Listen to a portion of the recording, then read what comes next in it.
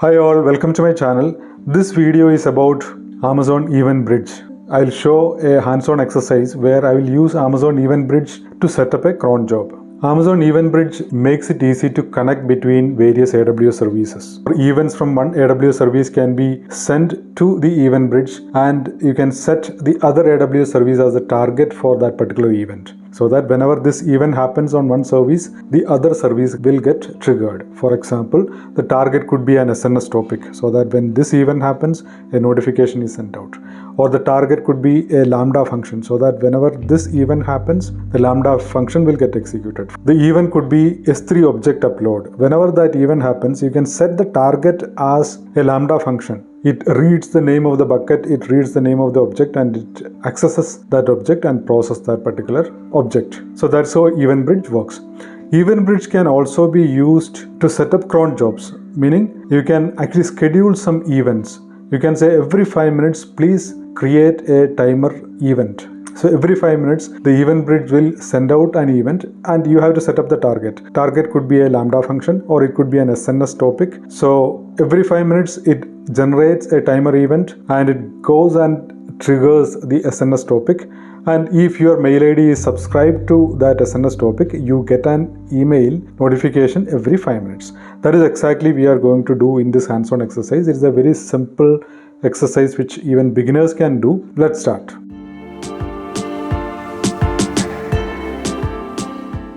So what we are going to do as part of this hands-on exercise is to create an SNS topic. That is the first step. And then I will subscribe my mail ID with that SNS topic. Then we will go to EventBridge and then create a schedule so that every 1 minute or every 2 minutes, it is going to send an event to this SNS topic. So let us see how we can do that. As the first step, you have to create an SNS topic. So I am in SNS. So to create the topic, we are under this create topic. Just give a name. You can give any name like 2-minute notification. Any name you can give, that's okay. Next step. So I'm going to go with standard. As far as possible, I will keep all the fields with default values. Name, 2-minute notification, display name, that is okay. Encryption, access policy, everything, let it be default values. Click on create topic. Okay, so the topic is created now. What we need to do next is to subscribe your email ID. How do I do that? Come down and click on create subscription and then go up. Topic ARN is okay, it is automatically selected. Protocol is email, select email. And what is your email ID?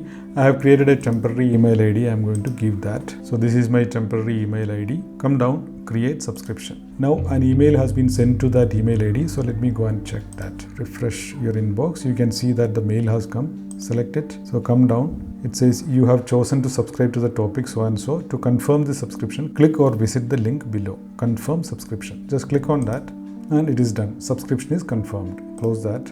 Okay. Now go back to SNS. Go to topics. You can see 2-minute notification. And if you want to test it, you can just click on publish message and see if you are getting an email. For now, I will leave it here and go to EventBridge. So in EventBridge, what do I need to do? I need to create a schedule so that every 1 minute or every 2 minutes, it creates an event and invokes the SNS notification. So come down under scheduler, you have schedules. Just click on that.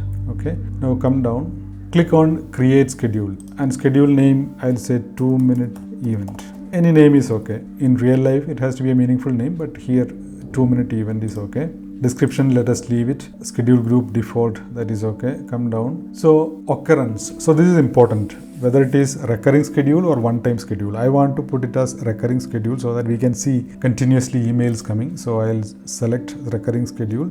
Time zone Asia Kolkata, this is okay. Schedule type cron based schedule. If you are familiar with how to specify the cron expression, you can do that. For example, if you want it every 5 minutes, you can put it like this, and then hours star. For everything else, you can put star. Or you can do this rate based schedule, a schedule that runs at a regular rate, such as every 10 minutes. In this particular case, let me select that and I will say every 1 minute I want this. Okay. Flexible time window, let it be off. If you choose a flexible time window, scheduler invokes your schedule within a time window.